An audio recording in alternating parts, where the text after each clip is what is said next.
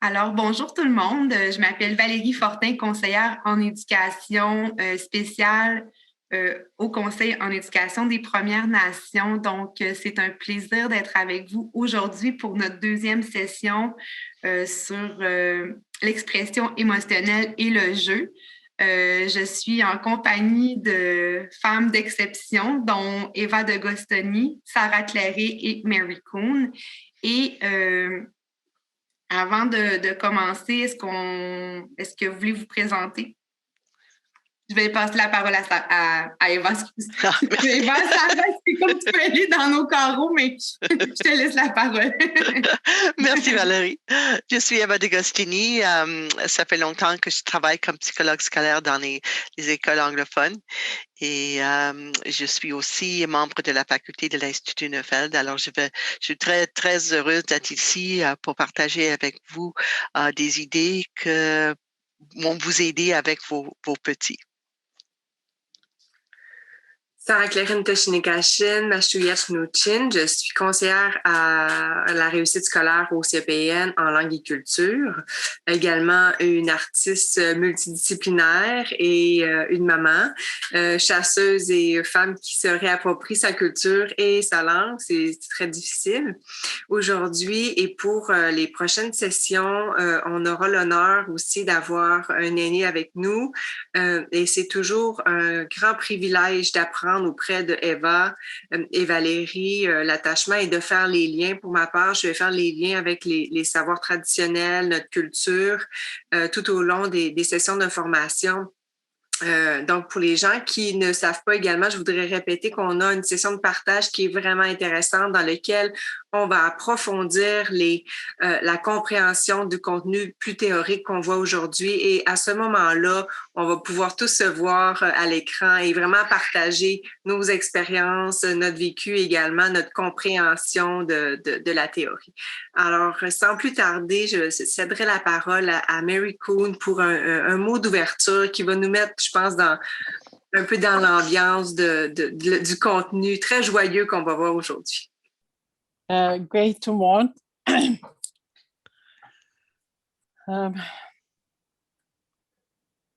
وهيك جيشك مناتش مام دنيتني كيقول مناتش وقتي ويا تجي ميو بيتش تجي ويهتمك دان تجيش متدايق هيك تجسنا ويا. Aujourd'hui encore, il y a une autre session de théorie sur le développement d'enfants. C'est rester dans la camp, dans l'apprentissage, de voir où que tu vas l'amener, de quelle réflexion que tu vas l'amener, cette théorie-là que tu vas l'avoir aujourd'hui. Mais ça prend la calme, de guider dans ton aide. C'est toi qui vas porter cette théorie-là, c'est toi qui vas manipuler, c'est toi qui vas jouer avec ça. Puis j'espère que ça va bien aller aujourd'hui. Good day, Rich. Merci. Merci. Mm. Bon, alors sans tarder, je pense que je vais commencer le PowerPoint, c'est ça? OK, et puis juste un petit moment, je dois... C'est ça. Alors aujourd'hui, notre sujet, c'est l'importance de l'expression émotionnelle et le jeu. Et je remercie les gens de CEPN qui ont pris des merveilleuses photos pour, pour illustrer le sujet d'aujourd'hui. Encore juste un petit revue, on a passé, je pense, aux sujets ici qui sont importants. On a aussi la page Facebook où vous allez recevoir plus d'informations pour les prochaines rencontres. Aujourd'hui, 1 heure de théorie, après ça, une demi-heure de questions et réponses et aussi un sondage et un feedback pour nous aider à améliorer notre façon de faire. Et puis, la prochaine rencontre, la semaine prochaine, pour avoir une discussion au temps de partage. Je vais commencer par le jeu parce que On sait que les enfants doivent jouer, c'est quelque chose de normal et naturel, mais je pense qu'on a peut-être oublié l'importance du jeu. Et c'est ça que je vais vous présenter un peu de la recherche, un peu de qu'est-ce qu'on a trouvé maintenant. Et c'est comme quelque chose qui est revenu dans nos pensées. Alors, c'est important parce que ça développe le cerveau, c'est important parce que ça favorise le bien-être émotionnel et ça aide à créer des attachements forts. Le jeu est tellement important. On se demande qu'est-ce que nous voulons faire, qu'est-ce que nous voulons que nos enfants soient capables de faire. Et les enfants sont à l'école, on veut les éduquer, mais on veut les amener à devenir des adultes sains et capables. Alors, c'est exactement ça. On veut qu'ils résolvent des problèmes, soient créatifs, curieux, coopératifs, apprennent tout au long de la vie, soient compétents ou habiles. Ils ont des grandes capacités et si on pourrait les amener à l'âge d'adulte d'être comme ça, wow, on aurait une adulte vraiment magnifique. Et comme on a parlé l'autre fois, si vous avez assisté à la première session, cultiver un bon cerveau, c'est comme cultiver une délicieuse tomate, mais ça prend du temps. Et les fleurs sont jaunes et pointues, mais ça peut devenir des fruits ronds et rouges. C'est exactement la même chose pour le cerveau, mais ça prend du temps et le le guide d'une adulte attentionnée et comme le jardinier qui prend soin de ses fruits. L'autre chose qu'il ne faut pas oublier que ça prend du temps. Ils ont maintenant fait énormément de recherches sur le développement du cerveau et qu'est-ce qu'ils ont trouvé? C'est que ça prend plus que 25 ans et ça, c'est tout se passe bien. Et pour le cerveau d'être en pleine croissance. Et ce serait plus long si la personne a vécu des expériences difficiles ou des stress importants, des traumatismes. Mais ça ne veut pas dire qu'on ne peut pas y arriver. Mais ça va venir, mais ça prend du temps. On parle d'un processus qui s'appelle le processus intégratif, qui est vraiment lié avec la résolution de problèmes. C'est comme une boule qui est capable de garder en soi des éléments conflictuels d'un côté, de l'autre côté. Et ça dépend du développement du cerveau. Et puis, on va parler vraiment beaucoup du cerveau parce que si on comprend qu'est-ce qui se passe au niveau du développement du cerveau, on va voir comment c'est complexe et pourquoi ça prend du temps pour arriver à un cerveau qui est vraiment mature. Alors, on va parler du cortex préfrontal, du corps calleux et des deux hémisphères du cerveau. Hop, attends un moment. Alors, c'est quoi le cortex préfrontal? Le cortex préfrontal, c'est la matière grise qui se trouve, c'est le cortex le plus développé de notre cerveau et celui-là se trouve plutôt en avant. C'est la partie du cerveau qui nous amène à avoir deux pensées à la fois, deux idées à la fois, deux émotions à la fois. C'est la partie qui nous amène à vraiment réfléchir. Est-ce que je dois faire comme ci ou comme ça? D'un côté à l'autre côté, pour résoudre ce problème, je dois penser à telle chose, mais je vais penser à l'autre chose aussi, ne pas oublier que ça existe, etc. Alors, cette partie de notre cerveau est très complexe et, et mais une chose qui est vraiment importante à ne pas oublier, c'est que ça commence à s'engager jusqu'à l'âge vers 5 ans. Alors, nos petits de 4 ans, nos petits qui sont jusqu'à 5 ans et ça se peut aller jusqu'à 6 ans, 7 ans pour certaines jeunes, ils n'ont pas cette capacité de vraiment réfléchir. Alors, ils vont être beaucoup plus impulsifs. Une autre partie de notre cerveau qui est très important et ils ont maintenant noté que ça développe de petit à petit jusqu'à l'âge de à peu près 25, encore une fois, c'est le corps calleux. C'est comme le pont entre les 2 parties, partie gauche et la partie droite, les hémisphères du cerveau, parce que c'est comme une communication entre les 2. Et nous avons les 2 hémisphères, gauche et droite, et les 2 hémisphères sont là pour 2 raisons complètement différentes. L'hémisphère gauche, c'est pour les faits et l'hémisphère droite, c'est pour la totalité. Alors, si on peut les examiner un peu, qu'est-ce qu'on va voir? C'est que si il y avait un monsieur qui s'appelle, Ian McGilchrist, qui a pris toutes les recherches qu'ils ont faites sur les deux hémisphères du cerveau et il a essayé de les mettre ensemble pour avoir une meilleure idée qu'est-ce qui se passe.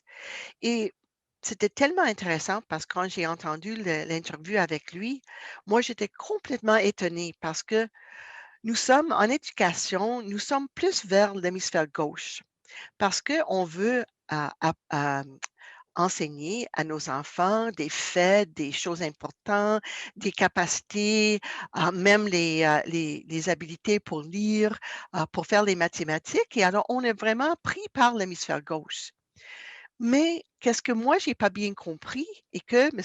McGilchrist a expliqué, c'est que la recherche nous démontre que l'hémisphère droite fait quelque chose d'intéressant avec les faits. Alors, l'hémisphère gauche est très organisé, très logique et veut trouver des faits, veut avoir un souci au détail, mais ça décontextualise. Ça veut dire que ça veut avoir une information, mais l'information n'est pas mise déjà en contexte. C'est juste des faits. Alors, c'est comme si quelqu'un aurait une très, très bonne mémoire, mais juste pour des faits, mais pas une compréhension de qu'est-ce qu'on doit faire avec les faits. Le focus est mis sur les détails et les règles et cherche des réponses. Si on prend l'idée de lecture, on peut enseigner à un enfant à reconnaître ses lettres, à mettre ensemble des lettres pour faire des mots, mettre des mots ensemble pour faire des phrases et même même faire des paragraphes avec les phrases. Mais on connaît, et si vous êtes, ça fait longtemps que vous êtes en éducation, vous allez savoir qu'il y en a des jeunes qui sont capables de lire des mots et même des phrases, même des paragraphes mais qui ne sont pas capables de comprendre. Parce que l'hémisphère gauche, ça ne suffit pas pour la compréhension. Pour la compréhension, ça prend l'hémisphère droite. L'hémisphère droite, une vue sur l'ensemble, donne un sens aux faits, aux détails. Considère le contexte. Il y a plein de mots. Et si on ne comprend pas le contexte, on va dire, oh, est-ce que c'est ci ou est-ce que c'est ça? Et l'hémisphère droit cherche à comprendre. Et c'est tellement intéressant parce qu'on prend les détails, mais on doit les mettre dans un contexte pour les mieux comprendre. On entend un son, mais est-ce que cette son-là est quelque chose à qui je dois faire attention? Parce que en été, c'est pas une grande chose, mais en hiver, si j'ai les mêmes sons, c'est quelque chose que je dois mettre, faire attention à ça. L'hémisphère droite a besoin des expériences et non l'information pour se développer. Et l'hémisphère droite a besoin de l'information. Mais le développement du cerveau de l'hémisphère droite, ça se fait avec les expériences. Une autre chose qu'on est conscient maintenant, c'est que l'hémisphère droite doit se développe rapidement durant les années de la petite enfance. Alors, on se dit vers l'âge de 6, 7, 8 ans et plus tard que maintenant l'hémisphère droit est comme établi et maintenant on peut ajouter plein de détails pour créer et développer des habiletés. Mais avant l'âge de 5, 6 ans, ce parti du cerveau a besoin des expériences pour développer. Une meilleure façon d'avoir des expériences, c'est le jeu. Alors, les petits, ils doivent jouer et jouer pour créer un cerveau qui est capable de vraiment résoudre des problèmes, etc. Alors, le jeu permet de coordonner ces réseaux neuronaux, ces réseaux du cerveau qui sont associés à la résolution des problèmes. Quand ils ont fait des images du cerveau, un cerveau qui est en train de résoudre un problème, ils ont vu que plusieurs parties du cerveau, le cerveau agit ensemble pour arriver à une réponse. Alors, c'est une activité ancrée dans le jeune qui crée une véritable différence entre le cerveau et pas nécessairement juste la stimulation et l'enseignement. Et ils ont étudié les effets du jeu et c'est ça qu'ils ont trouvé. Le jeu aide à programmer ce cerveau qui peut ensuite être utilisé pour apprendre ou résoudre des problèmes. L'enfant doit apporter un cerveau assez bien développé aux résolutions des problèmes. Et ça se trouve dans le jeu. Et on sait aussi que la croissance du cerveau survient lorsque le jeu se déroule dans un contexte, d'une contexte, connexion humaine qui est chaleureuse. Alors, l'enfant a encore besoin de l'attachement pour utiliser le jeu pour le meilleur développement. Qu'est-ce qu'on a remarqué, c'est que nos jeunes, malheureusement, sont en déficit de jeu. Et je pense que les maternelles forêts et les gens ont remarqué et un déficit aussi de la nature. Mais le déficit de jeu est vraiment étudié maintenant. David Elkin a écrit un livre, The Power of Play, le pouvoir du jeu. Et qu'est-ce qu'ils ont remarqué, c'est que depuis une vingtaine d'années, les enfants ont perdu 12 heures de temps libre par semaine, dont 8 heures étaient dédiées aux jeux non structurés et aux activités récréatives, et particulièrement celles qui déroulent à l'extérieur. Alors, on a perdu des heures et des heures de jeux libres. Et Stuart Brown, sur un autre article qui s'appelle L'état du jeu, dans l'encyclopédie des sciences de jeu. Alors, ils ont pris le jeu comme scientifique et c'est une étude qu'ils sont en train de faire. Et des activités euh, en plein air ont chuté 71 dans une seule génération, soit aux États-Unis ou au Royaume-Uni. Mais pourquoi c'est important? Parce que qu'est-ce qui est vraiment important, c'est en parallèle, on a remarqué une augmentation de nombre de diagnostics de dépression, de l'anxiété et le TDAH chez les jeunes qui va de pair avec le déficit de jeu. C'est pas certain que les gens ont toujours fait le lien, mais le lien est là. Et c'est pour ça, moi, je suis tellement, tellement passionnée par le fait qu'on doit laisser nos enfants jouer. Et c'est tellement important, pas seulement pour le développement du cerveau, mais aussi pour le bien-être émotionnel. Alors, souvent, on parle d'autorégulation, de capacité de gérer nos impulses, de se tempérer. Mais qu'est-ce qu'on voit quand les enfants ils jouent? Ils sont vraiment, et ils ont encore fait des études, les compétences autorégulation étaient meilleures chez les enfants qu'on laisse jouer sans interruption. Et les deux petites filles ici, ils ont vu un petit, je m'excuse, caterpillar, Chenille. chenille. Baby Oh, chenille. chenille. Ils ont vu un chenille. Maintenant, ils ont complètement oublié qu'est-ce qui se passe autour d'elles.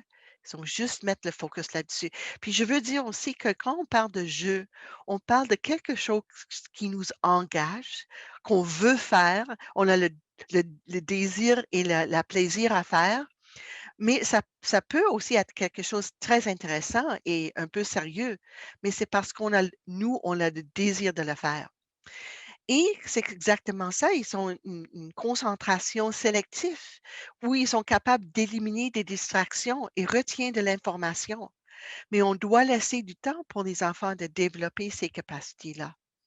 Aussi, ça donne une capacité, le jeu, de réfléchir, regarder, écouter et ressentir.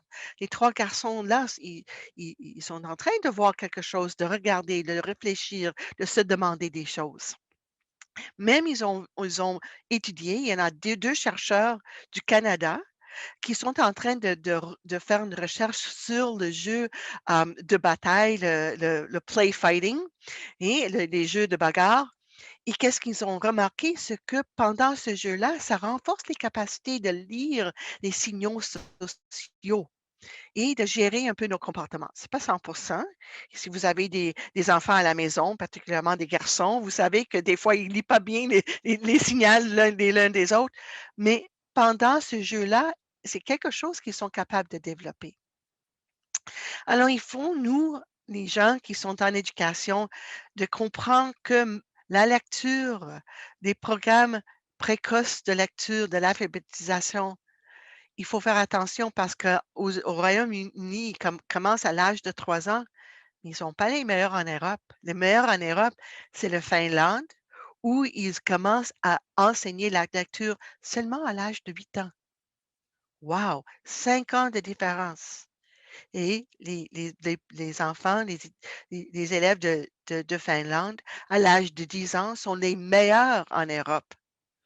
Alors, il faut vraiment. Et l'autre chose, c'est qu'aussi, si on essaie trop tôt de mettre trop d'emphase sur la réussite scolaire, qu'est-ce que Elkind a trouvé, c'est que les jeunes ont plus d'anxiété, moins de créativité, ils voient l'école d'une manière plus négative. Alors, je sais que on veut que nos enfants jouent à l'école, mais parce que c'est à l'école, on a toujours cette tendance de juste mettre un peu plus d'enseignement là-dedans, mais il faut faire attention de ne pas aller trop vite là-dedans. Alors, qu'est-ce que ça prend pour tout organiser le cerveau? Énormément de jeux dans un contexte de connexion humaine sécurisante. Alors, qu'est-ce que c'est le jeu? Hein? On sait que c'est quoi le jeu, mais juste pour être certain qu'on est sur la même page. Le jeu, c'est caractérisé par un sentiment de liberté et de plaisir. Dictionnaire, ça veut dire bouger, s'activer librement dans un espace donné. Et j'ai tellement aimé, et puis Sarah va vous expliquer un peu, mais le règle de maternelle forêt, c'est exactement ça. Tu peux expliquer ça pour nous, Sarah? Oui, c'est le programme de Lestigouche. C'est une citation. En fait, c'est la seule règle des enfants de maternelle en forêt de ce programme-là. Et la règle, c'est « Je dois te voir en tout temps et tu dois me voir en tout temps ». Donc, ensuite, les enfants, c'est sûr qu'ils ont appris à être ensemble. Donc, il n'y a pas de bagarre, mais il y a beaucoup de jeux libres et ils ont des succès remarquables avec leurs enfants. Dans ce programme-là. J'en parlerai peut-être un petit peu plus loin. Mais vraiment, l'important là-dedans, c'est de dire je suis là pour toi et je te vois et on reste en proximité dans cet espace de jeu libre. Exactement. Et c'est exactement ça. Moi, je me souviens quand j'étais jeune, ça fait longtemps, que j'étais dans un petit village et puis on avait énormément de liberté pour aller partout. Mais ma mère m'a dit: «Mais Eva, les mamans étaient à la maison et tout le monde regardait et prenait soin des autres jeunes». Et puis, une fois, j'étais un peu, j'avais un peu de difficulté parce que je suis allée trop loin. Puis quelqu'un a dit à ma mère: «Hey, Eva est allée trop loin». Oui, alors le village prenait soin de moi comme participant de ce village-là. Alors c'est ça qui est important. Alors juste 2 ou 3 autres caractéristiques qui sont importantes, c'est non-travail. Et c'est quoi la différence entre le jeu et le travail? Parce que des fois, le jeu a l'air de travail et des fois, on essaye de faire le fun avec le travail pour le faire un peu comme un jeu. Mais la distinction, c'est que pour le jeu, l'attention est sur l'activité. Ce qui retient le jeune, c'est l'activité. Où est le plaisir? C'est l'activité. Et si on est fini avec ce jeu-là, on est fini avec cette expérience-là, on peut s'en aller. Je viens de parler donner une autre formation aux enseignants de maternelle et une enseignante m'a dit, mais j'ai un garçon qui adore les numéros. J'ai dit, OK, tu peux lui donner plein de choses pour jouer avec les numéros, même des feuilles pour remplir. Mais le jeu, c'est parce que lui, il veut le faire. Le moment qu'il est fini avec ça, il peut aller faire autre chose. Ça, c'est le jeu. Le travail est quand on veut un résultat. On veut mesurer une performance, etc. Et c'est ça exactement. Et des fois, le plaisir, ça vient avec le résultat parce qu'on veut plaire à quelqu'un d'autre, pas parce qu'on veut plaire à soi. Il faut faire attention parce qu'on a plein d'activités dans nos classes et des fois, on peut tourner une activité de jeu à une activité de travail. Alors, on a des activités artisanales qui a un résultat spécifique. Je peux donner du papier blanc à un enfant avec des ciseaux et dire: «Créez-moi une bonhomme de neige». Ça, c'est le jeu, quand l'enfant crée selon ses idées à lui. Mais si on lui démontre un petit dessin et tout le monde doit créer exactement la même chose, ça, c'est le travail. ou une chanson où on doit faire une performance pour les parents.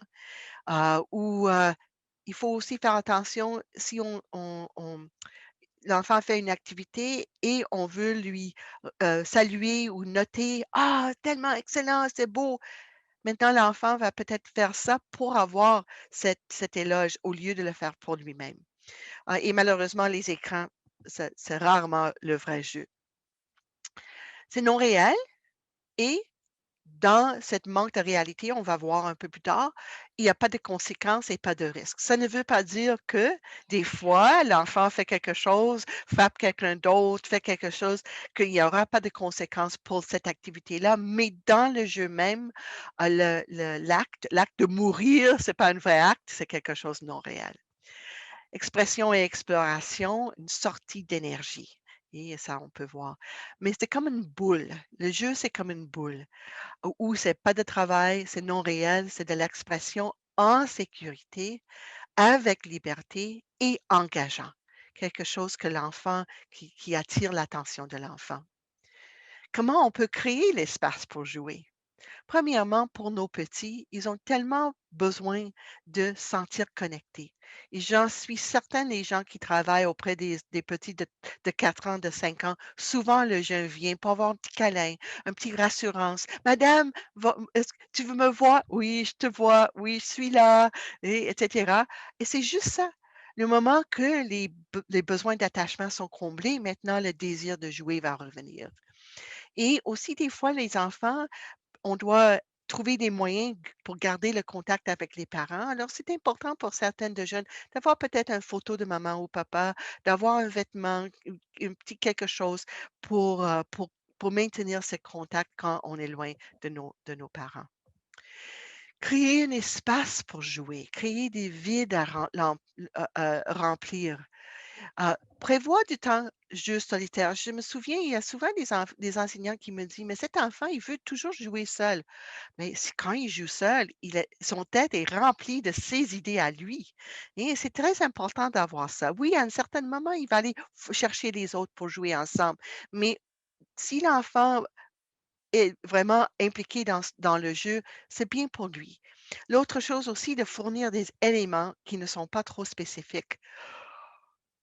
On sait pas, pour cet enfant-là, cette morceau d'arbre, ça veut dire quoi? On ne sait pas.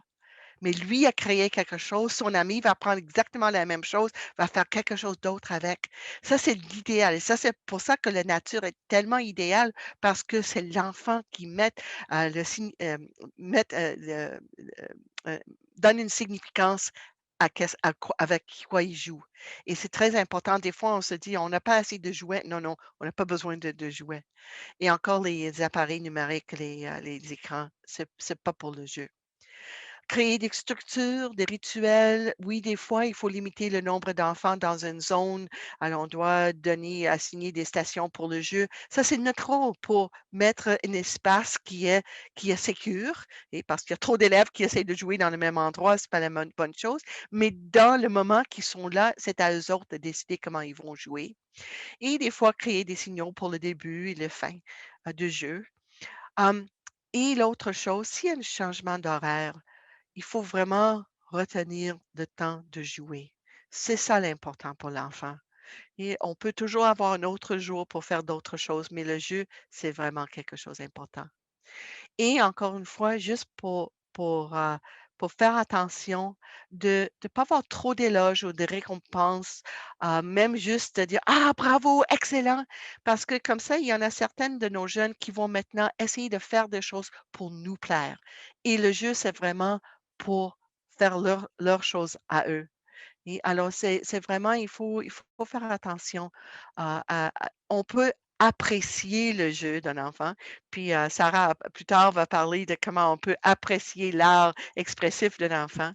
On peut l'apprécier, mais il faut faire attention de ne pas dire c'est bon, c'est magnifique, bravo, parce que le jeune et les autres vont dire: «Hey, qu'est-ce que je dois faire pour avoir cette bravo de la part de madame ou de monsieur?» On a parlé l'autre fois des 3 grands processus développementaux et qu'est-ce qui est intéressant, c'est que vraiment dans le jeu, ça c'est le lieu pour les jeunes où les processus vont se développer. Dans le jeu, c'est dans le jeu que le moi s'exprime librement et l'enfant, c'est les désirs, les souhaits, la curiosité, les intentions, les initiatives, les aspirations, l'expression, la signification personnelle de l'enfant qui se trouve dans le jeu. Et c'est pour ça que des fois, l'enfant doit jouer toute seule parce que ça doit être son expression à lui ou à elle. Et cet enfant ici, elle a trouvé quelque chose à faire avec les carrés, une créativité, une découverte, une exploration et un lieu où l'enfant crée un sentiment de ce qu'il est. Et regarde, les 2 filles, ils jouent à quelque chose, mais ça fait du sens pour elles. On a aussi ce processus intégratif qui est lié avec le conflit intérieur, la capacité de résoudre des problèmes. Et c'est pendant le jeu que l'enfant comprend les choses, ose de faire des erreurs, remarque des similitudes, des différences. Et l'autre fois, j'ai fait comme ci, et puis c'était comme ça. Maintenant, j'ai fait comme ci. Oh, pourquoi? Fais des essais et des erreurs. Apprends à s'entendre avec les autres. Et alors, c'est la découverte, la dissonance, l'exploration qui se trouve dans le jeu. Encore une fois, revient les petits 3 garçons ici. Ils se regardent, ils disent, hey, qu'est-ce qui se passe ici? Un va donner une idée, l'autre va donner une autre idée. Les 3 garçons ici qui regardent le même livre, un qui est attiré par l'araignée, l'autre qui est attiré, mais je ne sais pas c'est quoi ça, mais par l'autre. Et ils vont regarder, oh, le même livre, les mêmes pages, mais on est attiré par d'autres choses. Et c'est ça qui se passe dans le jeu. C'est où une saute de la purité et l'impulsivité dans un monde de conflit intérieur qui va nous aider à gérer nos émotions et à résoudre des problèmes. Le jeu aussi fait une partie de le processus adaptif. On peut jouer à séparation, manque et perte. L'enfant fait une rencontre avec des émotions difficiles, un peu comme un pas à part. Alors, elle peut jouer avec, imaginer quelque chose imaginable, ressent la tristesse un peu déplacée. Alors, le bébé pleure parce que sa mère est partie. Le bébé pleure parce que son père est parti. Mais c'est le père du bébé, c'est pas mon père à moi. Mais peut-être l'enfant doit jouer quelque chose qui fait un effet pour lui. Et à ce moment-là, il est capable de tolérer ce processus adaptif et remonter et descendre un pas de recul. Alors, dans le jeu, on trouve des fois la tristesse. On peut l'exploration avec des choses difficiles, avec la maladie, mais on va trouver aussi une récupération qui vient avec l'implication dans ce processus d'adaptatif. Alors, c'est une sorte de faiblesse à la fragilité, à la force et à la résilience. Juste intéressant de voir des choses qu'on accepte qui sont normales pour des enfants, mais Dr. Neufeld nous dit que souvent, on ne voit pas qu'est-ce qui est en dessous des jeux comme ça. Alors, il y en a des jeux de quête, cache-cache, joue de loup, poursuite. Et ça, c'est vraiment lié avec l'attachement. Le jeu de rôle, faire semblable d'être, ça c'est l'attachement. Il y avait une de ses petits-fils qui a toujours joué aux cowboys, porté des bottes de cowboy parce que son grand cousin faisait comme ça. Alors, c'est ça, on fait des choses pour créer nos attachements en faire semblant de. Collectionner des choses, c'est comme l'attachement. Il y a aussi des stimulations face à la séparation, des jeux de contre-volonté. On peut dire un non dans le jeu et c'est pas sérieux. Jouer au alpha, ça on va pas parler de ça. Les autres, on va parler un peu plus tard, mais jouer alpha, tellement important. On a des instincts naturels. Prends soin d'eux. Alors, les bébés sont là pour engager nos instincts. Et le plus les enfants jouent avec les petits bébés, les petits animaux, etc., ou les petits bonhommes, etc., le plus qu'ils ont pratiqué leur capacité de devenir des parents. Ou des fois, un enfant a besoin d'être, quelqu'un prend soin de lui. C'est pas facile pour lui d'être dépendant peut-être à la maison parce que maman est tellement préoccupée avec le bébé, mais souvent on regarde les jeux des enfants, on dit: «Ah oui, je pense lui, il a un bébé à la maison. Regarde comment il demande aux autres de prendre soin de lui parce que sa mère est en train de prendre soin du bébé, alors lui a avoir besoin de cette dépendance». Ouh, je prends un petit moment ici, Sarah, si tu veux faire, ajouter quelque chose? Oui, je pourrais ajouter un peu chez nos savoir-faire, chez les Premières Nations, on se rappelle aussi qu'on a vu qu'on apprenait beaucoup par l'expérience. Dans notre groupe anglophone, notre invitée spéciale, une aînée qui travaille avec les enfants dans une classe où elle reçoit ceux qui ont beaucoup plus besoin, elle nous a dit que les Premières Nations étaient justement ces peuples-là de l'hémisphère droit du cerveau. Donc, on apprenait par l'expérience et l'expérience était encouragée. Également, on allait faire valoir aussi le sentiment de valorisation et de fierté à l'intérieur. Donc, l'enfant, quand il joue, il réalise aussi, il essaie beaucoup, plusieurs fois de faire des choses, donc il apprend dans son expérience. À un moment donné, il réussit, il est fier, donc il est fier pour qu'est-ce qu'il a à apprendre à l'intérieur. Donc, c'est un apprentissage aussi qui est holistique. Donc, tout ce qu'on a vu, tous les beaux types de jeux que Eva nous parle, bien, ça permet à l'enfant de développer aussi, d'être bien dans ses sentiments. On va voir tout à l'heure le côté émotionnel. Et également son physique, donc on se dépense dans le jeu, donc ça c'est sûr que je n'ai pas à vous faire d'explications comment dans les activités, parfois même on va se dépasser nous-mêmes, on se rend compte qu'on n'a pas vu le temps passer, mais que ça fait comme 1 heure qu'on est en train de glisser ou le temps a passé vite, mais c'est une bonne dépense de physique et ça nous permet après d'être là plus mentalement aussi, d'être capable, comme Eva dit, de faire les liens. Est-ce que tu voulais maintenant que je parle, Eva, un peu de l'art ou c'est plus tard? Un peu plus tard, un peu plus tard. OK. Oui, on va y arriver. Merci, Sarah. OK. Alors, une autre question. Pourquoi, une autre raison les enfants ont besoin de jouer? Alors, on a parlé de l'importance pour le développement, mais c'est très important aussi pour le bien-être, la santé psychologique, le bien-être émotionnel. Parce que c'est vraiment important, le jeu préserve cette santé psychologique en permettant aux émotions de s'exprimer et de s'exercer. Alors, c'est très important. Il y en a certaines de vos jeunes qui ont besoin de jouer pour les émotions avant de jouer pour le développement. Sarah a un très bon exemple de ça. On va parler de ça un peu plus tard. Alors, l'émotion doit être exprimée pour préserver un fonctionnement sain et de bien-être. Si on essaie de tout garder en nous, on sait qu'on tombe malade. Mm. Alors, les émotions sont censées de se manifester, circuler dans le corps de nos enfants, sortir de l'enfant. Des fois, la façon que c'est exprimé, ça peut causer des problèmes, mais l'émotion en soi, c'est pas un problème. Toutes les émotions sont importantes. Des fois, on peut parler des émotions positives et des émotions négatives. Il n'y a pas d'émotions positives et négatives. Les façons d'exprimer peut-être, mais le vécu, c'est très, très important. Et on a parlé, qu'est-ce qui se passe, les 3 grandes émotions qui se passent face à la séparation et je vais vous démontrer comment les 2 émotions, plus l'alarme et frustration, se trouvent dans l'expression et le jeu. Parce que les 3 émotions sont vécues face à la séparation et malheureusement et particulièrement maintenant à cause du COVID, de la pandémie, on vit beaucoup de séparation, mais il y en a certaines de vos jeunes qui vivent énormément de séparation. Et qu'est-ce qui se passe? C'est que les émotions sont intenses et généralement vécues une à la fois. Alors, un enfant qui veut nous plaire, il peut aussi avoir alarme et frustration en lui, mais ça se peut que ça va apparaître à une autre place et va se déplacer et exprimer à un autre lieu, un autre temps.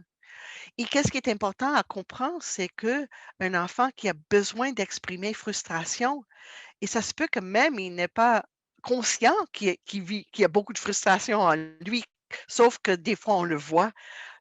par d'autres messages qu'il nous donne, mais il n'est pas capable de nous dire qu'il est en frustration. Alors, c'est très important de donner de l'espace pour l'expression des 3 grandes émotions.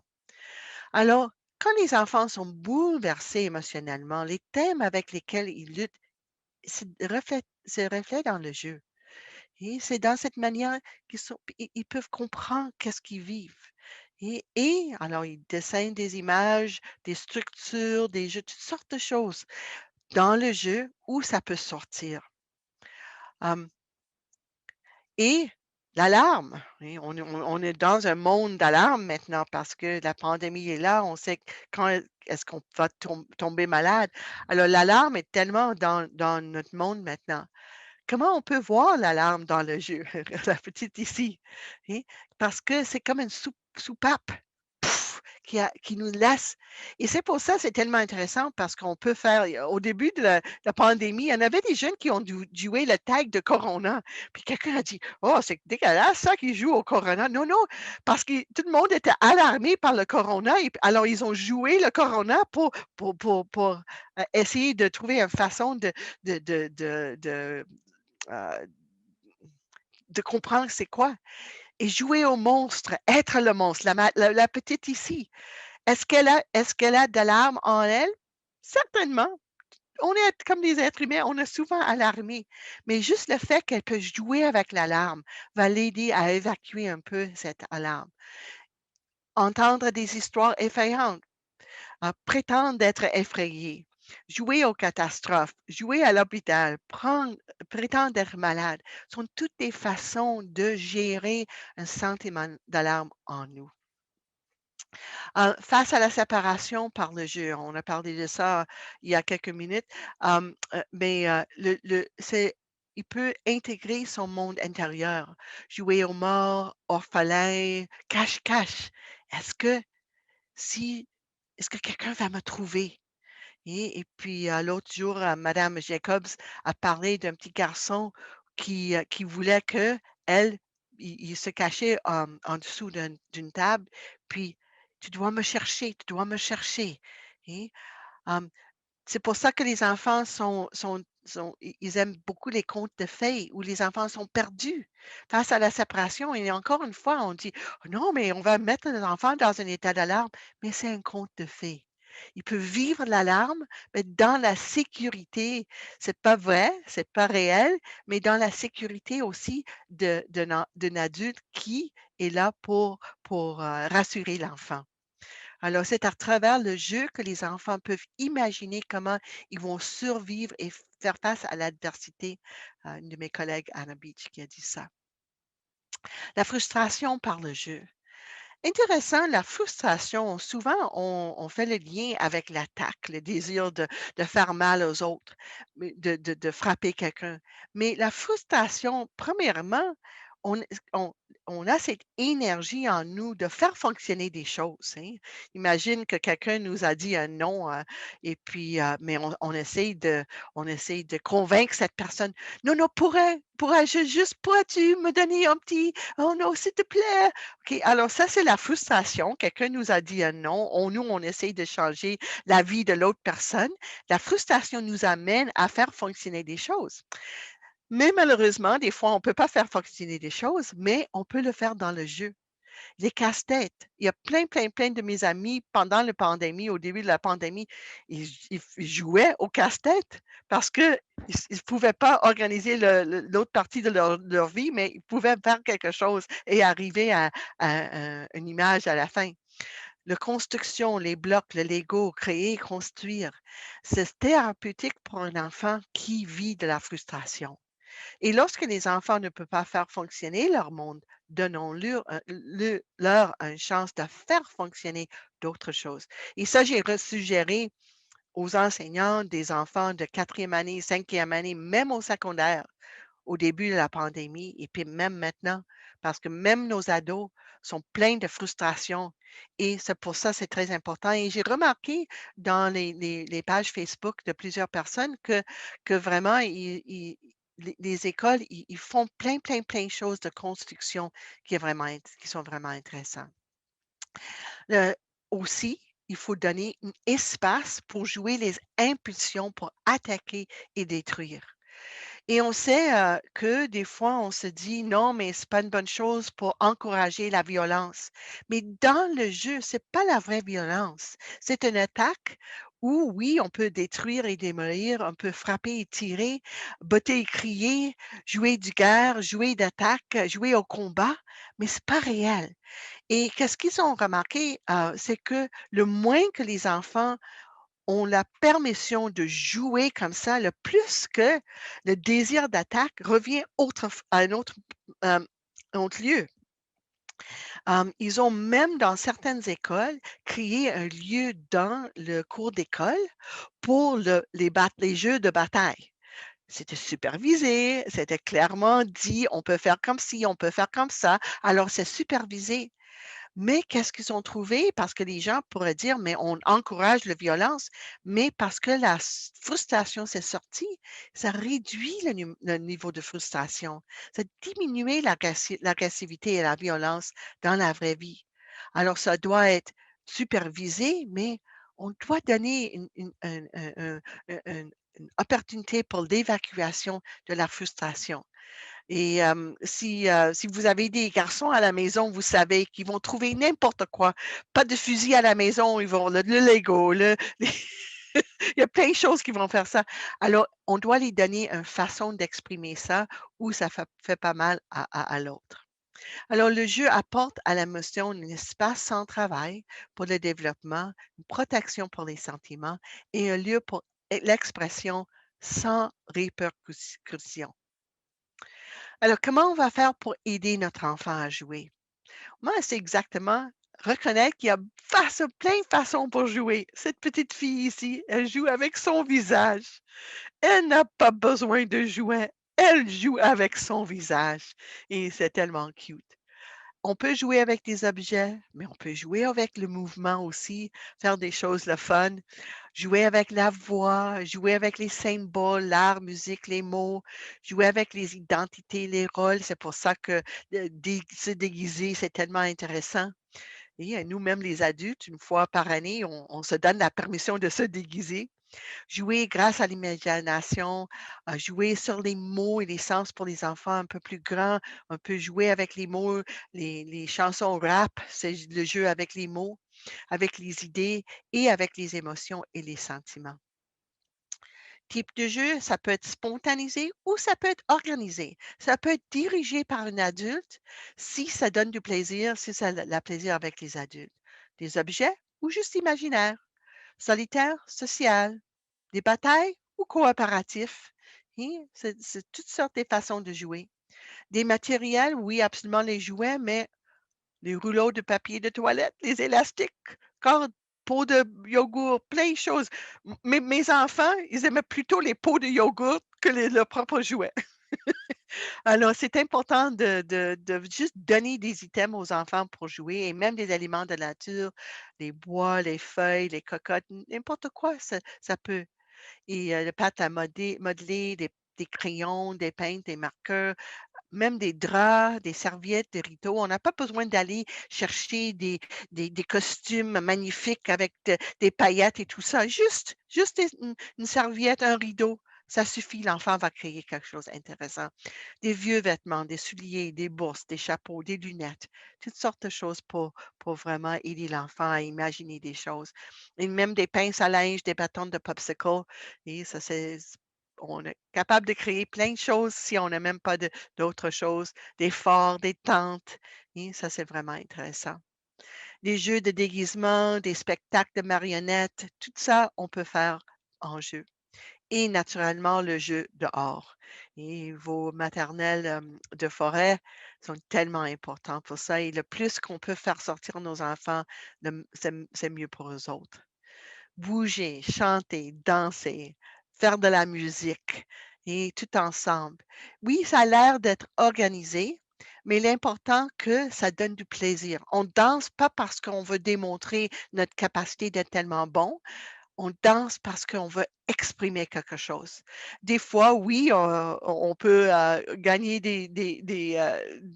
des prix pour notre danse, mais le vrai danse pour expression, c'est quelque chose qu'on fait pour soi-même. Mais ça peut être comme ça. Et exprimer les émotions sans mots avec les arts. Puis je vais maintenant laisser un peu d'espace à Sarah. Merci, Eva. Je voulais vous partager, juste pour peut-être imager un peu le contenu que Eva vient de nous présenter, comment c'est important pour faire sortir les émotions. Une expérience que j'ai vécue, j'avais à peu près peut-être 18 ans, 19 ans à cette époque-là. Et puis, j'étais coordonnatrice dans un terrain de jeu et j'avais des jeunes de 6 et 7 ans. Et lors d'une activité peinture, j'ai un jeune je me suis rendu compte qu'il avait mélangé la peinture noire et la peinture rouge ensemble. Donc, je demande qui a mélangé la peinture. Et là, il dit, c'est moi. Je regarde son dessin. Il avait mélangé sur sa feuille du rouge et du noir et c'était beaucoup de colère, de frustration. Et c'était ce même jeune il y avait un problème justement d'agressivité et on l'excluait toujours des sorties, on le mettait toujours à part. Il ne pouvait jamais participer parce qu'il n'avait jamais eu un bon comportement. Et moi, j'ai voulu changer ça. J'ai dit, moi, je crois que tu as besoin de venir, que tu vas bien faire ça. Et puis, qu'est-ce que j'ai fait? On allait voir des chevaux, donc j'étais quand même préoccupée qu'il n'y ait pas d'accident. Donc, je l'ai attaché avec moi avec un grand élastique qu'on jouait à l'élastique. Mais il était tellement heureux de venir à cette activité et d'être attaché à moi. Donc, puis quand j'ai dit, je pense que tu fais bien ça, maintenant, je vais te laisser aller. Mais je voyais qu'il voulait quand même être ce petit garçon spécial qui était avec moi. Donc, je voulais vraiment vous partager ça, de l'importance de prendre le temps de regarder comment les enfants s'expriment à travers le jeu et aussi de voir à travers les dessins. Si on donne une grande feuille blanche, quel bel espace pour la créativité. Et à partir de là, l'enfant va pouvoir déployer tout ce qu'il y a à l'intérieur qui a besoin d'être relâché. Et on ne donne pas de prescription, là, dire tu dois faire un bonhomme ou tu dois faire ça. Donc, on laisse aller. Puis même, on peut être le modèle. J'ai fait ça avec une petite fille dernièrement. J'ai fait on va faire un chameau. Puis là, j'ai fait mon chameau, il pète. Elle a trouvé ça drôle. Puis elle m'a fait toute une série là, d'animaux très créatifs. Mais je lui avais donné comme le droit de faire des choses que peut-être elle n'aurait pas fait autrement. Donc là, maintenant, elle m'envoie des dessins. Donc, vraiment, laisser aller les enfants dans leur créativité par la danse, par le jeu. Dernièrement, je vois sur Facebook beaucoup d'enfants de 2 ans qui drumment. Mais ils ne drumment pas pour des attentes, ils drumment aussi pour faire comme. Donc, ils drumment vraiment dans le jeu, dans l'imitation. Puis on voit que les attentes ne sont pas qu'ils drumment bien, qu'ils soient des bons drummers tout de suite, mais il y a beaucoup de plaisir là-dedans. Je voudrais aussi juste vous dire qu'avec la situation actuelle, je vois un retour du jeu dehors. On ne peut pas aller faire des sorties au cinéma, des sorties dans les manèges et tout ça, mais moi, j'ai vu des communautés où on avait fait des grandes glissades. On voit des adultes retourner glisser. Je trouve ça magnifique, merveilleux et je vous encourage à faire des actions comme ça, à aller jouer dehors. Dernièrement, sur ma marche, on a vu des cabanes de bois qui avaient été faites probablement par des jeunes en train de jouer. Donc, je trouvais ça juste merveilleux qu'il y avait des projets là. Puis j'étais là, non, on y va pas, là. C'est le projet, donc on va pas défaire le jeu qui est en train de se créer là. Mais moi, je trouve que c'est beaucoup plus créatif que d'aller peut-être même, c'est le fun d'aller faire des manèges et des activités, mais là, on a toute une ouverture et souvent, les enfants vont nous montrer comment jouer. J'en parlerai tout à l'heure, peut-être, Eva, avec mon expérience du petit à la maternelle en forêt. Oui, oui, on va parler de ça bientôt. Oui, c'est ça. Merci, Sarah. Oui, c'est ça. Et tellement intéressant parce que moi, j'ai remarqué la même chose pendant mes marches aussi. C'est parce que les parents ne peuvent pas sortir ne peuvent pas aller faire des courses, etc. avec des enfants. Ils jouent ensemble, fait des forts en neige, plein de choses. Et les gens m'ont demandé, est-ce que nos enfants vont avoir des séquelles qui viennent avec la pandémie? Mais oui et non, parce que si on est capable de jouer et d'exprimer, être ensemble, les parents, les enfants, les adultes, les enfants, ça peut mitiger les problèmes d'émotion qui viennent avec ça. Alors, c'est très important. Pour les enfants qui sont un peu plus âgés, peut-être écrire des frustrations sur les boules de papier ou dessiner des frustrations, avoir des parties de danse, avoir une table art expressif. Et, et- et souvent, pour des un peu plus âgés, les enfants, même de 6-7 ans, ils ont un peu comme, excuse-moi, ils sont un peu comme gênés parce que, comme tu dis, Sarah, le dessin n'est pas 100%. Alors, des fois, il faut dire ici, on fait n'importe quoi. On va même griffonner, ouh, juste faire comme ça. Plein de choses comme ça, une murale par expression. Et si on voit que plusieurs enfants dans la classe, un groupe, ils ont l'air un peu frustrés, essayez d'aider la frustration à sortir en écrasant soit des papiers boules ou des boîtes d'œufs. On peut même remplir des bouteilles de spray et les faire comme ça, ou avoir un petit bataille avec les nouilles de piscine. On peut être créatif pour aider à sortir la frustration de l'enfant, parce que cette libération peut faire énormément de différence.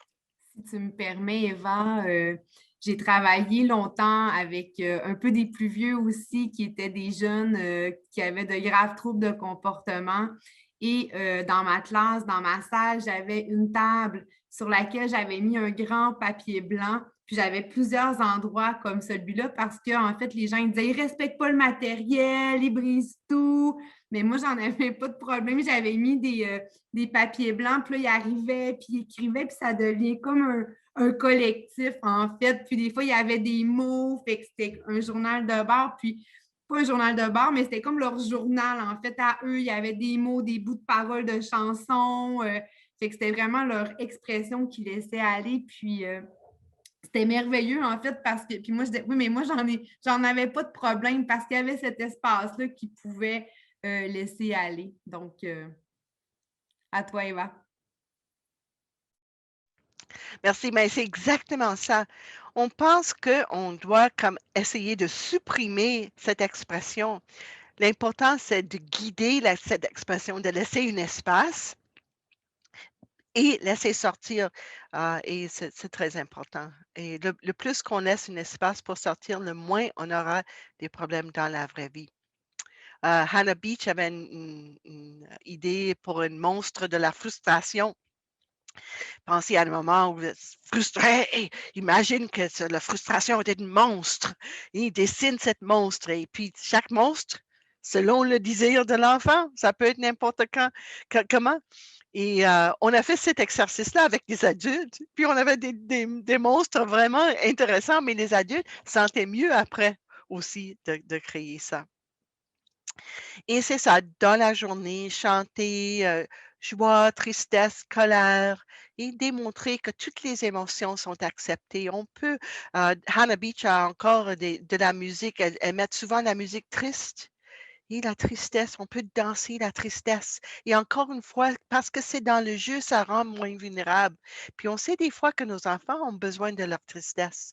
Danser lent, rapide, joyeux, mimer, euh, être RPA. Je me souviens d'une enseignante de maternelle 4 ans, 5 ans qui faisait une fois par jour et les enfants étaient vraiment préparés pour ça. Et puis, mais ils ont demandé, Madame, fais le monstre, fais le monstre.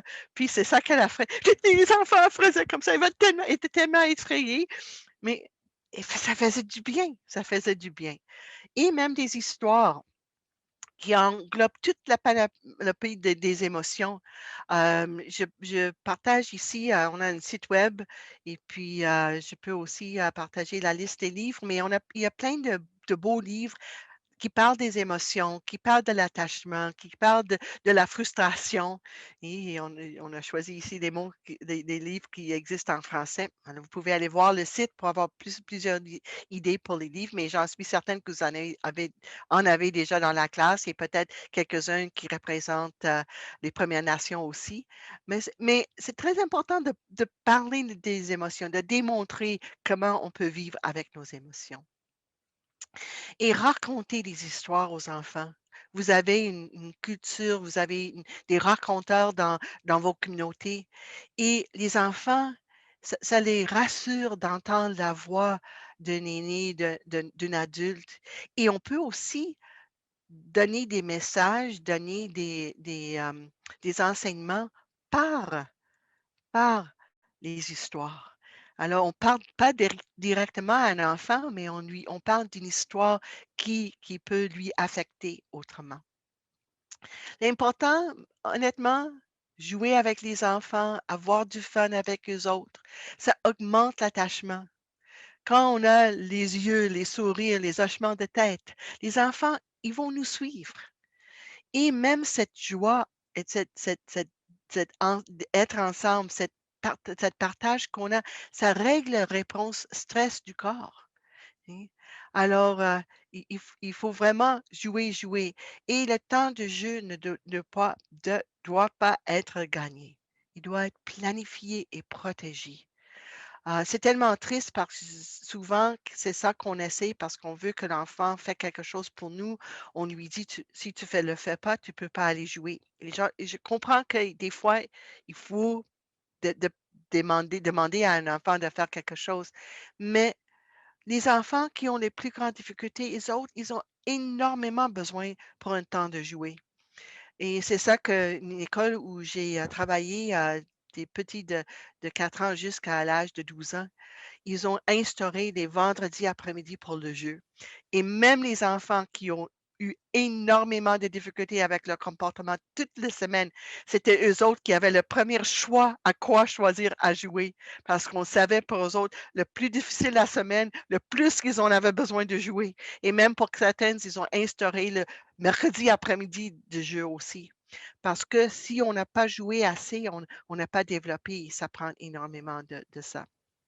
Si tu me Et quand permets, Eva, juste avant que tu poursuives, j'ai un petit garçon ici qui a 13 ans, mais ça a toujours été comme ça. Puis moi, mon garçon, il a vraiment besoin d'aller à l'extérieur. Donc, s'il ouvre la porte quand il arrive à la maison puis qu'il me dit « Là, maman, je m'en vais au centre de ski », ça veut dire que vraiment, c'est comme il n'y a rien d'autre à faire. Si je lui dis « Vincent, tu dois faire tes devoirs », non. Alors maintenant, en connaissant ça aussi, cette théorie-là que je comprends très bien, après, je comprends qu'il a besoin d'aller s'extérioriser, puis qu'à travers le jeu, il va, à travers son sport qu'il fait ou à travers qu'est-ce qu'il va faire dehors, ça va lui permettre de se libérer. Et quand il revient après, il dit « OK, je suis prêt à faire mon travail ou à faire quelque chose ». Donc, quand on le comprend, quand on comprend bien qu'est-ce que ça l'amène, on est capable d'agir différemment aussi, puis ça crée une meilleure harmonie.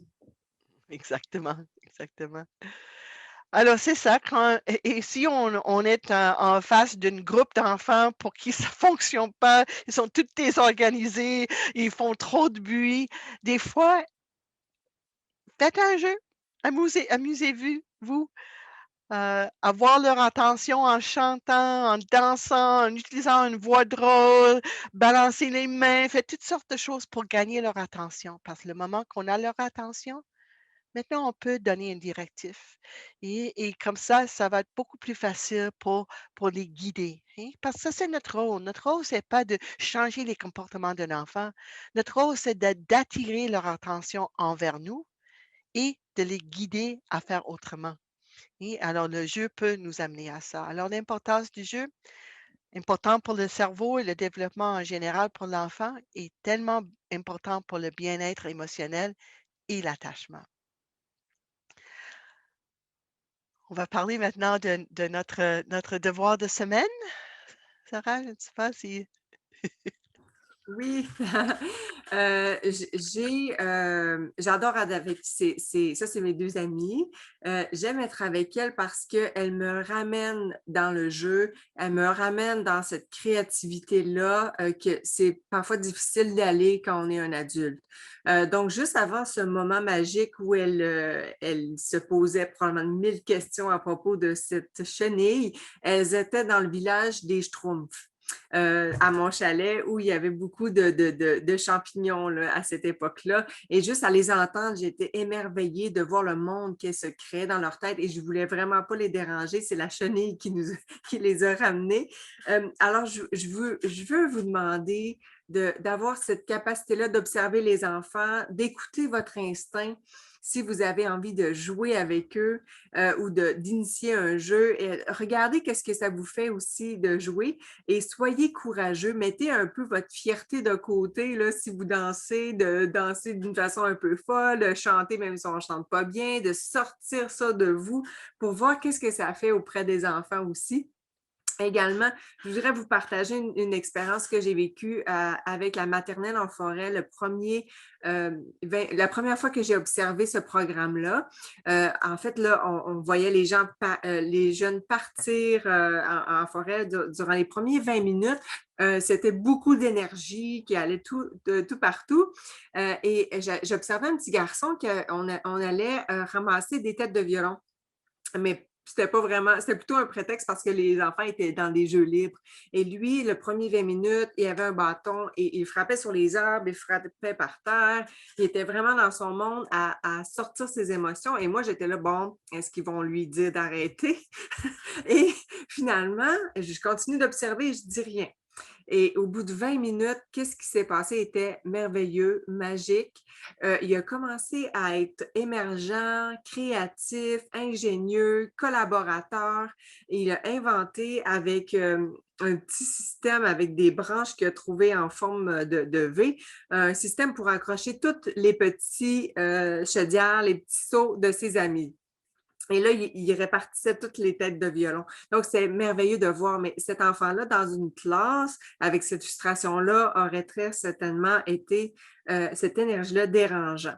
Donc, on lui a permis d'avoir cet espace sécuritaire pour crier, pour libérer cette émotion et il est revenu dans un état que je ne pouvais qu'admirer qu'est-ce qui se passait chez lui. Et je dois dire que cette semaine, j'ai essayé sa technique. J'ai été prendre ma marche et j'avais toute la lourdeur de mon travail, du stress de la semaine. Et j'ai joué du tambour sur les arbres avec un bâton que j'ai trouvé.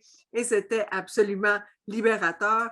Les gens qui passaient au travers de mon sentier ont peut-être trouvé ça bizarre, mais moi, j'ai vraiment apprécié mon moment.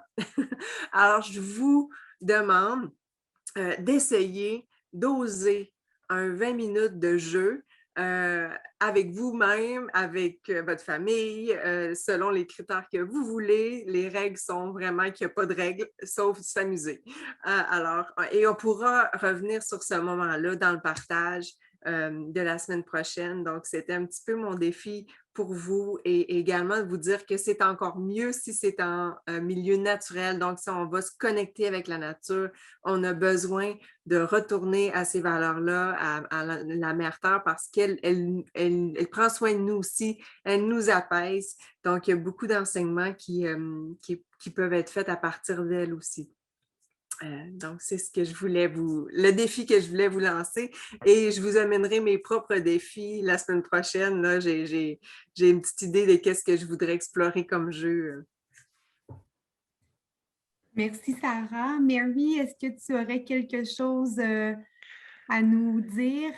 Entre-temps, les participants, si vous avez des questions, vous pouvez les écrire dans la boîte de questions-réponses et j'ai mis un lien, s'il vous plaît, c'est un petit sondage, donc de le remplir, ça me permet d'avoir vos adresses courriels, vos commentaires. C'est très, très court, mais tellement nourrissant. Puis en plus, on vous réserve plein de choses, donc ça nous permet de vous envoyer l'information. Alors, Mary, je te laisse la parole.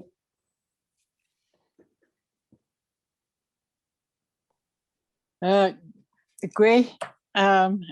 Plein de choses qui se passent avec moi. Je suis en formation moi aussi. Là. Quand j'étais jeune, je pense qu'il y avait une façon. J'étais élevée avec ma grand-mère puis mon père. Puis, il y avait une façon de nous faire jouer ensemble. À cause on avait différents âges. Moi, je suis l'aînée de la famille.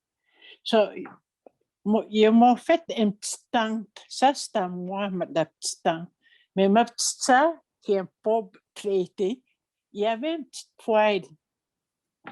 Puis mon frère, là, son rôle, là, c'est couper le bois, chercher les pêches pour monter la tente.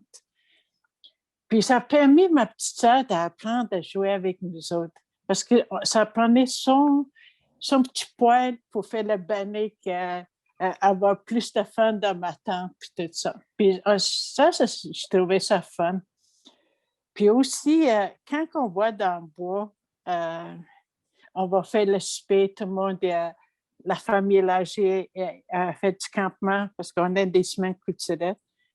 Puis, dans notre campement familial, dans la famille élargie, je suis reconnue pour la personne qui fait des légendes le soir. Puis, depuis tout petit, il écoutait les légendes avec moi. Puis, c'était tout le temps une femme de la famille élargie qui me donnait qui achetait des bonbons pour l'amener dans le bois, puis me donnait à moi.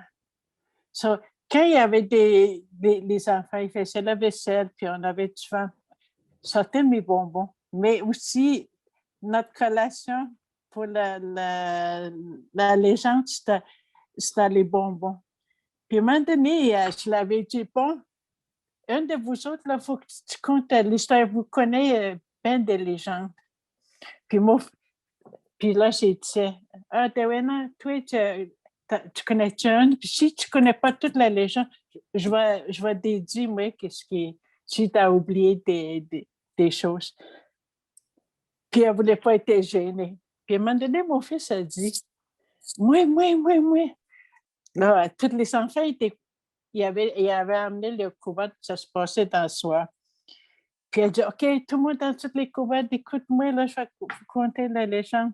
Puis là, mon fils a dit, il y a longtemps, bien longtemps. Bon, je l'ai oublié. OK, maman, c'est ton tour. C'est des choses que je me rappelle.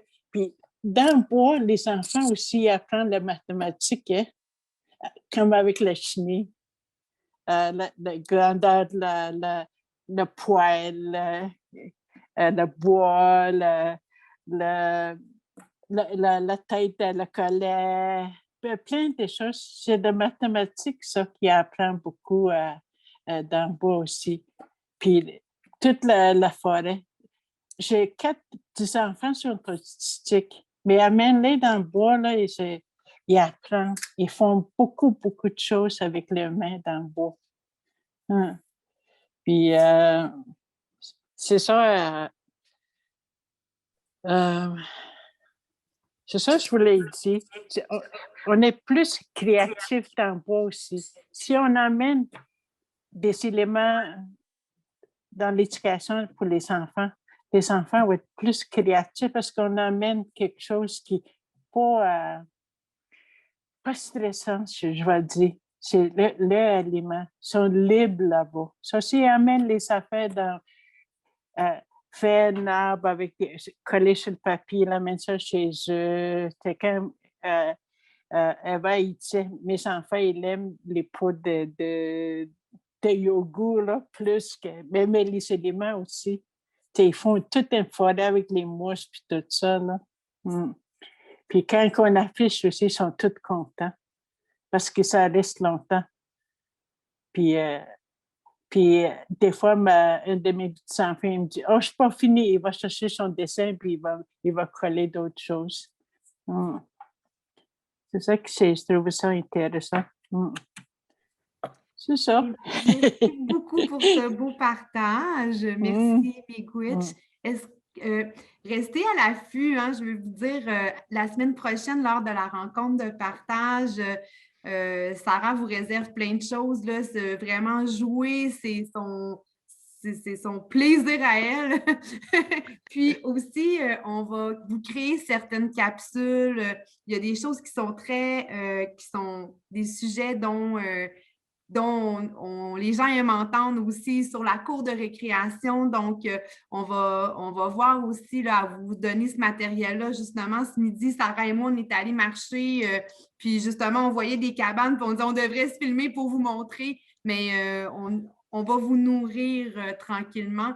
Puis, j'apprécie, il y a des gens qui ont rempli le sondage. Je veux juste vous dire aussi qu'on est en train de voir on va vous offrir quelque chose éventuellement. On est en train de le travailler. Puis, c'est pour ça aussi que ça me prend vos adresses courriel. Puis sinon, ce sera disponible.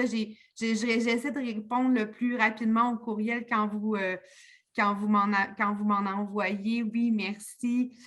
Sur Maternelle en forêt. Écrivez-nous, puis on pourra vous donner toutes ces informations-là. Puis venez à la rencontre de partage. On a vraiment vécu un beau moment la semaine dernière, puis Mary Coon va être là aussi. Et justement, Sarah pourra en parler, le maternelle à la forêt lors de notre rencontre de partage. Donc, je suis certaine qu'elle va dire qu'elle dit oui. Tu dis oui, hein, Sarah? Tu dis oui? Hein? Ben oui, c'est sûr. Mais en même temps aussi, je peux donner une formation s'il y a une demande assez grande. Je vais juste vous dire qu'est-ce que Mary elle a dit. C'est vraiment vrai. Quand j'ai observé les 2 programmes différents de maternelle en forêt, je n'étais pas capable de dire quel enfant avec soit un DTA ou était autiste. Puis le lendemain, dans la salle de classe, elle m'a pris 5 minutes détecter les enfants qui avaient vraiment, vraiment ces besoins-là. Donc, ça fait la nature à nous guérit. Exactement. Et puis, la recherche est tellement claire maintenant, tellement claire que jouer dans les bois, jouer dans la nature, jouer, avoir des expériences, c'est ça qui nourrit le cerveau. Et de plus en plus, il y en a, mais je pense dans vos communautés, vous êtes tellement chanceux parce que vous êtes à côté des bois. Imagine à Montréal, où il y en a des bois, mais ça prend beaucoup plus d'énergie d'y aller. Mais c'est l'environnement pour nos jeunes. Et comme Finlande nous dit, enseigner lecture, écriture, c'est pas nécessaire avant l'âge de 7-8 ans. Pas nécessaire. Ils vont apprendre. Mais s'ils ont une difficulté d'attention, s'ils sont pris, et puis on va parler dans des autres sessions, les effets de séparation et de traumatisme sur le cerveau des enfants, s'ils vivent ça aussi, ça va vraiment leur aider, le jeu et la nature. Et pour un enfant qui développe bien, il y en a des enfants qui apprennent à lire spontanément. Quand le développement est là, ils vont apprendre à lire spontanément parce que dans nos écoles, ils sont entourés par les livres, ils sont entourés par les papiers. Alors, on leur donne la possibilité d'apprendre ça aussi. Mais l'important, c'est d'avoir confiance, comme avec nos tomates, d'avoir confiance que le fruit ça va développer. Et alors, je pense que vous avez vraiment dans votre communauté, honnêtement, une opportunité de pas seulement d'aider vos enfants et aussi les enfants qui sont en détresse, à part les maternelles forêt. Peut-être on doit voir une première année forêt aussi. Deuxième année, oui, on peut les mettre dans la classe. Donc, oui, je viens de voir là, merci Eva pour ce mot de la fin.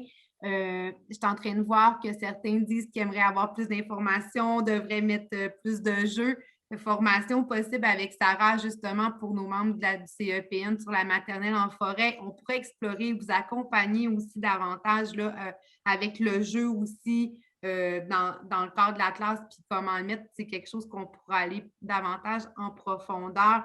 Et s'il vous plaît, je pense qu'il y a quelque chose qu'on comprend dans toute cette formation-là aussi, c'est que on voit souvent le jeu comme étant un privilège, alors que finalement, ça devrait être joué en premier. Quand on le comprend et qu'on le change dans notre tête, finalement, on se rend compte que nos enfants qui sont peut-être un peu turbulents vont être davantage empreints à l'apprentissage. Puis là, on va voir des merveilles, on va voir, même vous, je pense, en tant que parent, en tant qu'enseignant, vous allez être émerveillés par ce qui se produit. Donc, sur ce, On se dit à jeudi prochain et allez jouer! Bonne fin de semaine! Et merci pour le feedback, les commentaires. Oui, Tellement merci pour les gentil. commentaires. Ça rentre, c'est tellement, tellement apprécié.